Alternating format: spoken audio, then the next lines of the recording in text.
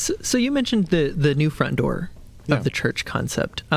Maybe these aren't that different. Maybe the idea of a digital front door for your church is how we communicate this Christ-like spirit to what people first encounter.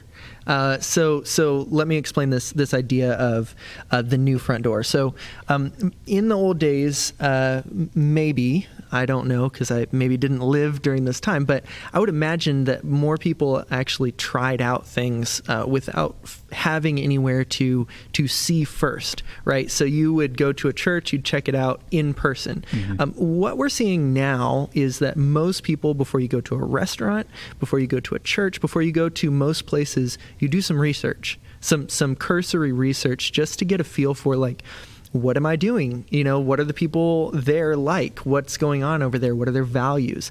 And me, as a lifelong Adventist, do this with other Adventist churches, right? Before I go to a new town, if I'm deciding whether to go to church that week or not, say I'm visiting a relative in some other state and I'm not familiar.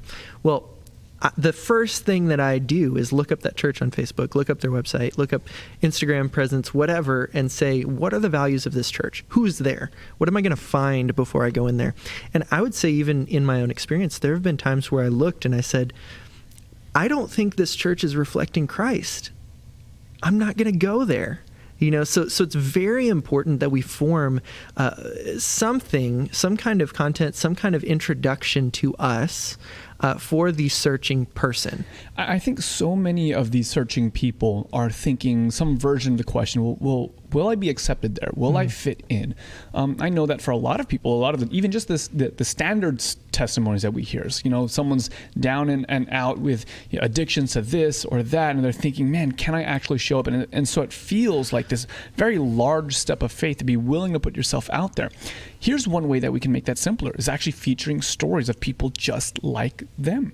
Yeah. Jesus wasn't afraid to be called the friend of sinners. And so as a church, why are we so afraid to share the stories of people who are going through things and how we are trying to support them through that journey? It might actually be the case that by sharing these stories, people who feel really skeptical or really scared to show up in person might say, wow, if they're willing to accept that person, maybe I also will be accepted if I show up.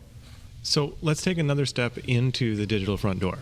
So we use these authentic stories, these human experiences to show that there are relatable people that are in this church. What else are people looking for when they come to my church website or when they come to my social media presence to give a sense of what's going on? What else are people looking for besides stories? Yeah. I think that a good amount of people look for what you stand for.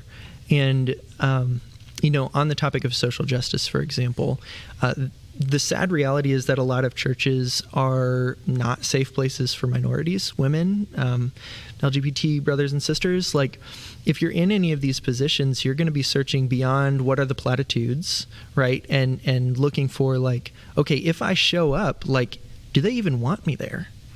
Do they even want me there? If I'm not convinced that God exists even, am I allowed to come to church? And the posture that we hold and the way that we go about creating content matters a lot in signaling whether that person is wanted or whether we would be repulsed by them.